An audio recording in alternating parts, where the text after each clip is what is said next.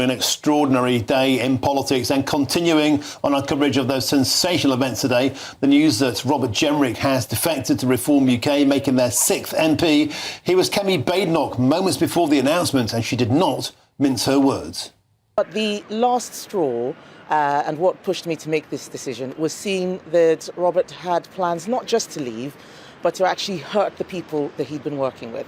I'm the leader of our party, and I have to be responsible for all of the people out there, the MSPs here in Scotland, the councillors who are fighting elections, and they need to know that we in Westminster are giving them a good backdrop, explaining what our policies are.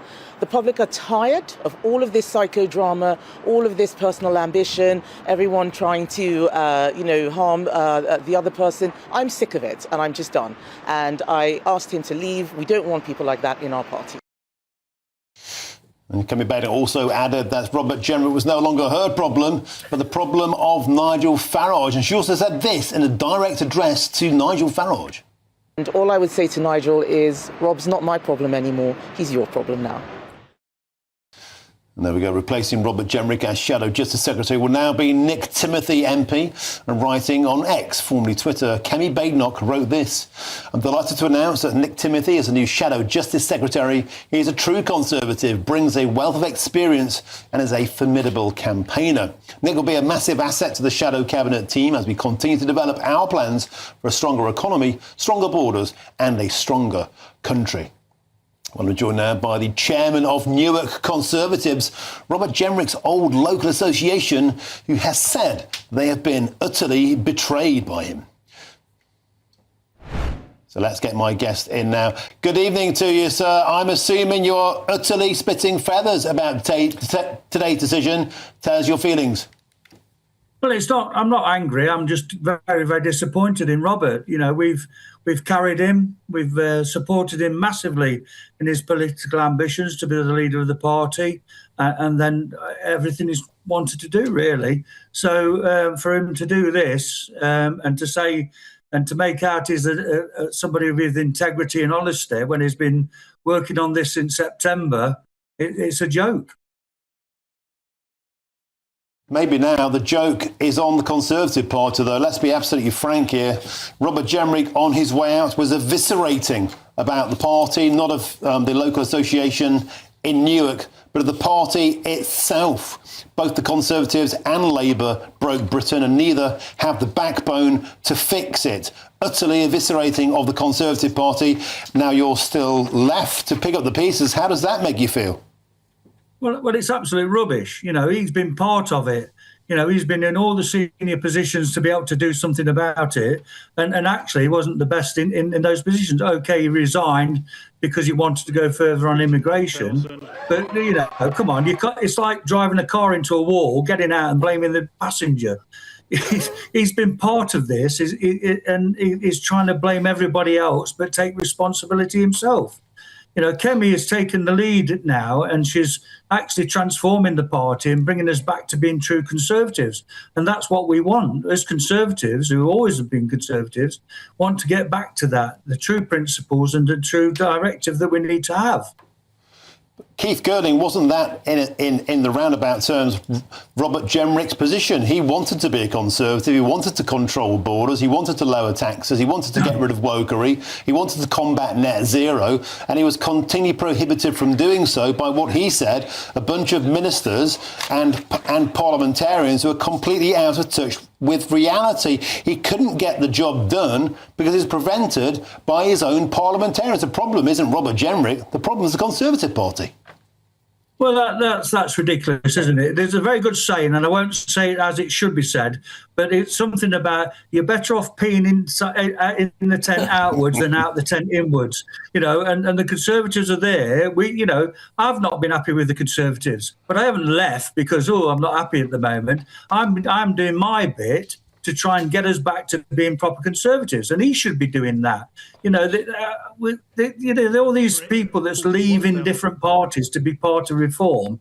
Let's be clear about it. They're not doing it because they believe in reform. They're doing it because they believe their political ambition will be best served in reform because they think they're going to landslide in the next election. But I think some of them will get a bit of a shock, actually.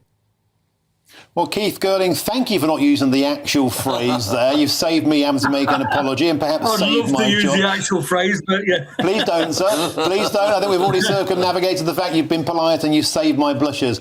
There's nothing more important than keeping your money and your identity safe online. And with so many VPN options available, choosing the right one can be pretty daunting. But this video's sponsor, ExpressVPN, is making the choice easier for GB News viewers. ExpressVPN is offering up to 73% off, plus 4 extra months free. That's top-level security from just £2.49 a month, and you're covered by their 30-day money-back guarantee. So just click the link in this video's description or scan the QR code now. Remember, when you're online, you are often sharing personal data, so hackers can steal your information, your passwords, your photos, and your bank details in just seconds. But ExpressVPN encrypts your connection, making it virtually impossible for hackers to access your personal information. So why choose ExpressVPN? Well, it couldn't be easier to use. With just one click, you are protected. And ExpressVPN uses military-grade AES 256 encryption, which is the same standard trusted by the US government to guard their classified information. With their new tiered plans, you can protect up to 14 devices at once and manage passwords securely. Live chat support is available 24/7, and it typically connects you in under a minute with a real person. Click the link in this video's description or scan the QR code to get up to 73% off ExpressVPN plus 4 extra months free. Start protecting yourself today with ExpressVPN. A serious point. Pretty soon you'll be campaigning against your old boss in Newark. Newark, repeatedly, I'm from Nottinghamshire. My dad lives next door in Loudon. It's a seat where the Conservatives have been wobbling. They've been struggling. Repeated polls show it could well go turquoise. And Robert Jenrick was the reason it wouldn't. They voted for Robert Jenrick, not for the Conservative Party. That leaves you with a huge headache, a very popular local parliamentarian, now with a very popular local party. It's bad news for the Conservatives in Newark, is it not? Well, to be fair, I don't believe what you just said is correct anyway. I think if you look at Nottinghamshire in particular, or Newark in particular, actually, we've booked the trend. You know, we've got more Conservative councillors than anybody else around, and because the Conservatives... But a lot of that was because of Robert Jenrick, was it not? Yeah, but no. The people look at what the Conservatives are doing. It's not just about Robert Jenrick. It's about what the Conservatives are doing. And we've got really good Conservative councillors. We've got the leader of the Conservative group at Nottingham County Council, Sam Smith, is a great councillor and a good leader. And he's driving forward, showing, because we've got a reform council there, remember, and he's demonstrating to people how incompetent they are, and they are incompetent. So, you know, it's not just about Robert. Robert is one man, and the party is bigger than one man. We'll get on with it. I'm a pragmatic person. My next role is to find out who we're going to have as our next candidate, and we'll knock Robert Jenrick off his perch, and we'll continue to have Conservatives in Newark. And Keith Girling, if we could please continue tonight's trend of you not swearing, if you had to sum up Robert Jenrick in one word, what would it be? Disappointing. I thought he was better than that. OK, well, thank you for being pragmatic. Thank you for not costing me my job tonight. Keith Girling, the chairman of Newark Conservatives, thank you very, very much for joining us on the show. So what does all this mean for the future of the Conservative Party now, particularly locally there in absolute tatters? I'm delighted to be joined in the studio by the editor of the Sunday Telegraph and the excellent columnist Alistair Heath, and the former political secretary to Tony Blair, John McTernan. Alistair, I should come to you first. It does leave the Conservatives in a precarious position, even in Newark, which was looking like the sole Conservative stronghold in all of Nottinghamshire. It does. I mean, but I think Kemi Badenoch played this as well as she could this morning.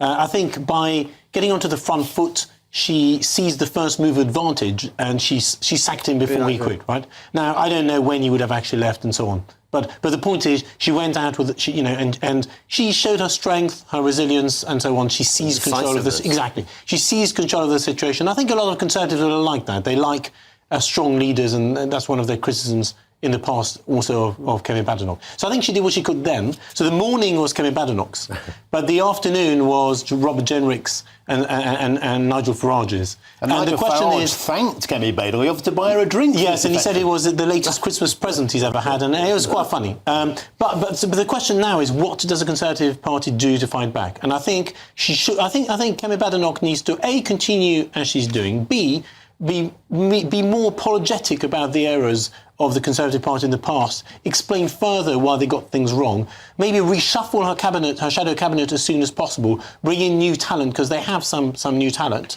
and finally, I think she just needs to take on the left within her party. I think that's very important. Isn't that the problem, though, John McTernan? We've seen since Brexit, two Conservative parties, the Remain wing, the Brexit wing, the woke wing, the Conservative wing, the high-tax wing, the low-tax wing. Is this a problem that's simply too big by rearranging the deck chairs on the Titanic? Look, I think there's a problem for both the Labour Party and the Tory Party, both the older parties, more established parties at the moment, which is on left and on right, there are insurgent, populist but now popular forces. They're questioning the way the economy is run. They're questioning on whose behalf the economy is run. The Conservative Party, you heard that from Keith Girling, who was just speaking. He did two interesting things for me. He said they were willing to back Robert Jenrick and his leadership ambitions. They knew what he was doing as much as Kemi did. But he also said, he liked what Kemi is doing to make it a proper Conservative Party. And I think there's a brand issue there. What is a proper Conservative Party? You can't keep going back to Brexit. That's nearly 10 years ago. So you can't say you've done. Define yourself about the past. That's but the same fault lines exist within the party. Yeah. The same Conservatives, many people like Alistair, think will be better off than the Liberal Democrats. But for example, I think we don't have a strong enough competition authority. And the reason I don't think that, I think that actually competitive markets are better for business and better for consumers. I think there's a progressive way of doing it. I think there's a conservative way of doing it. And I don't think it really involves being for against Brexit. It's about how do you find the questions for the future? How do we build the houses we need? Some of it is deregulation, some of it's more private capital, some of it is, I think, the role for local government. So it's like looking at those questions. So what's a proper Conservative? I think it's not looking backwards, it's looking forward. What's proper Labour? Not looking back, looking forward. What's the public saying? We want change. Ever since Brexit, they want change. I mean, Sir Keir Starmer this week was polling lower than Hamas. It's a true thing. It's polling lower than Hamas. Hamas luckily aren't running in the UK elections. But my point is, people are looking to what's out there. They might call it the uni party for that unflattering phrase. They're looking at Labour, they're looking at Conservatives on both sides of the spectrum. They're thinking, I'm fed up with this, I want change. Yes, and I think the Conservative Party's great challenge is to show not only that it's now talking the language of the small C Conservative voter, which Kemi Badenoch has successfully managed to do. She's done well on that.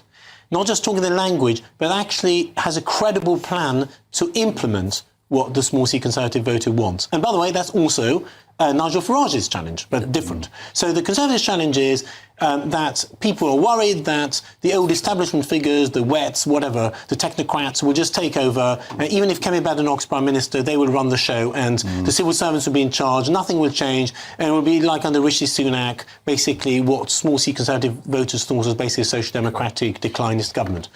And when it comes to Nigel Farage, he needs to show that he can actually have the talents and the people who can actually run a country properly.